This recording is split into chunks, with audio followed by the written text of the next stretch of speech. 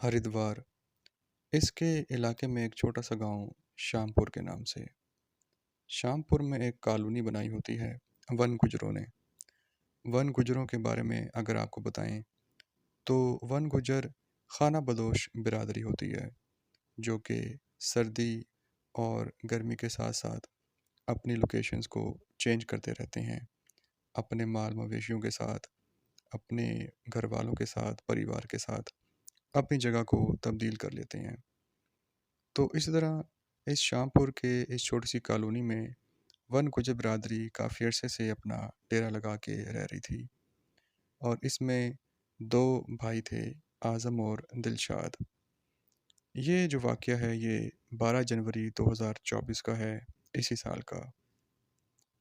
आज़म और दिलशाद अपनी रूटीन के मुताबिक अपनी गाय भैंसों को लेके, मवेशियों को लेके फॉरेस्ट में जाते हैं, फील्ड में जाते हैं उनको चराने के लिए, खाना खिलाने के लिए, जो उनकी रोज़ की रूटीन होती है। और इसी तरह ये सुबह अपनी रूटीन में चाय नाश्ता करके तैयार होके अपने गाय भैंसों को हाँकते हुए ले जाते हैं जंगल की ओर। और आहिस्ता आहिस्ता रूटीन के मुताबिक अपना सफ़र शुरू करते हैं। इस मौसम में, जनवरी के मौसम में, जितना भी ये शामपुर का इलाका है, हरिद्वार का इलाका है, हम सब जानते हैं कि कितना खूबसूरत और कितना ही धुंध भरा मौसम होता है। हर जगह डेंस फॉग होती है, पहाड़ों का समा, दरख्त और एक खूबसूरत नज़ारा, फ्रेशनेस, हर चीज़ सुबह धुली हुई महसूस होती है।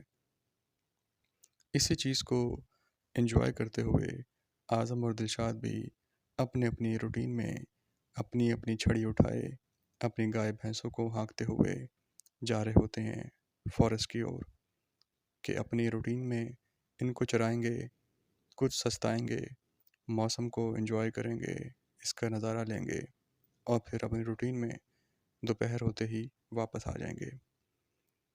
इसी दौरान अपनी जब ये रूटीन के मुताबिक आराम कर रहे होते हैं और इनकी जो गाय भैंसें होती हैं वो अपने अपने खाने में मसरूफ़ होती हैं, कोई इस तरफ कोई उस तरफ। तो रूटीन के मुताबिक आज़म जो है वो अपनी गाय भैंसों को देखने के लिए उनको आगे बढ़ता है और दिलशाद अपनी जगह पे ही बैठा होता है। आज़म कुछ घने फॉरेस्ट की ओर चल पड़ता है अपनी माल मवेशी को देखने के लिए, क्योंकि कुछ मवेशी मिल नहीं रहे होते और धुंध की वजह से बहुत सी चीज़ों का अंदाज़ा नहीं हो रहा होता।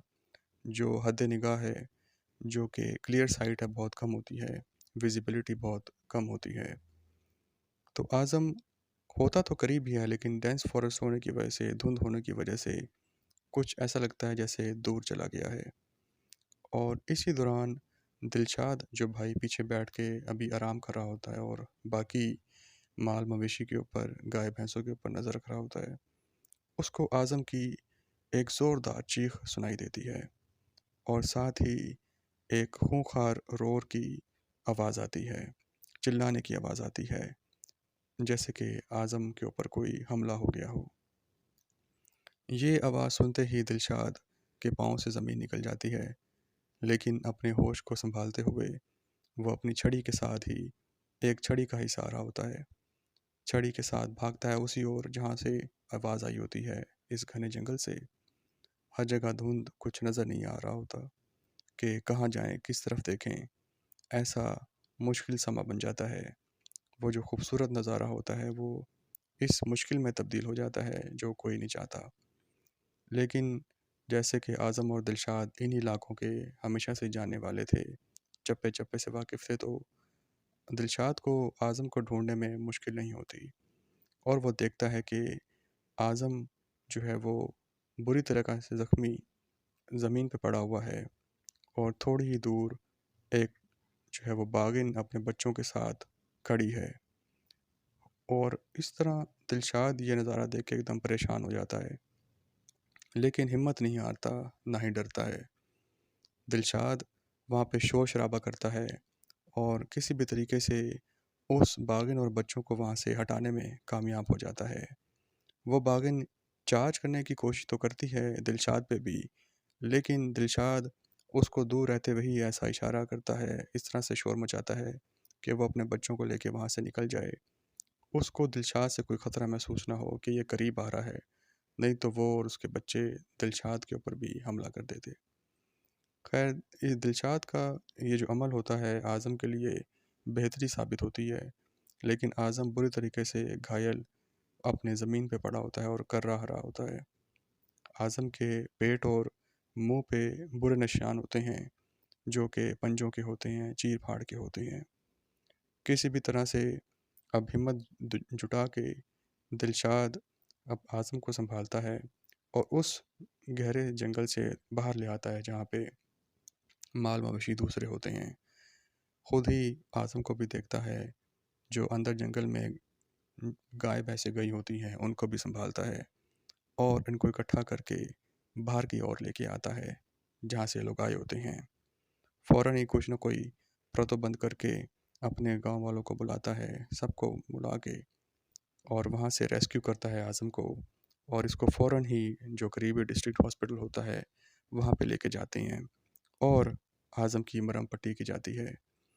खुशकिस्मती से जो आज़म है ये बच जाता है और उसको ज़्यादा कोई जानी नुकसान की ओर नहीं होता, ना सीरियस होता है, लेकिन इसकी इंजरीज़ काफ़ी गहरी होती हैं और ये उन चंद खुशकिस्मत लोगों में से होता है जो कि टाइगर और उसके कब्ज़ के हमले की ओर जाते हैं लेकिन बच जाते हैं। फॉरेस्ट डिपार्टमेंट के जो इंस्पेक्टर होते हैं, नीरज शर्मा साहब, वो यही बताते हैं कि ये गहरी फॉग की वजह से ये हादसा पेश आया, नहीं तो ये दोनों भी, आज़म और दिलशाद भी इतने गहरे जंगल की ओर न जाते और टाइग्रेस और कब्ज़ को जानते हुए, उनकी मौजूदगी को जानते हुए उसकी तरफ कभी ना जाते, क्योंकि टाइग्रेस अपने कब्ज़ के साथ बहुत ज़्यादा इनसिक्योर होती है और अलर्ट रहती है। ये वाक़या सिर्फ़ गहरी धुंध की वजह से ही पेश आया। वो खूबसूरत नज़ारा जो हर कोई देखना चाहता है, लेकिन धुंध के उस पार जो है वो ऐसा समा होगा ये कोई जानता नहीं था। तो फ़ौरन ही जो फ़ॉरेस्ट डिपार्टमेंट होता है आस पड़ोस के इलाके में इस बात की जो है वो मनादी फैला देता है कि जब तक कि ये गहरी फोग मौजूद है, आप लोग अपने गहरे जंगल की तरफ ना जाएं, क्योंकि वहाँ पे एक बाघिन अपने बच्चों के साथ है या कोई भी और जंगली जानवर हो सकता है जो कि विजिबिलिटी के इश्यूज़ की वजह से ख़तरे का बायस बन सकता है। तो दोस्तों, उम्मीद है कि आपको ये हमारी आज की एपिसोड पसंद आई होगी और हम अपना पूरा लगन के साथ वर्किंग करते हैं, रिसर्च करते हैं कि लेटेस्ट वाक़यात जो हैं ये एनिमल और मैन का इनकाउंटर के आपके साथ लेके आएँ और आपको जो है वो पेश करें। तो हमारे साथ इस तरह बने रहिएगा। अपना ख़्याल रखिए। Good day.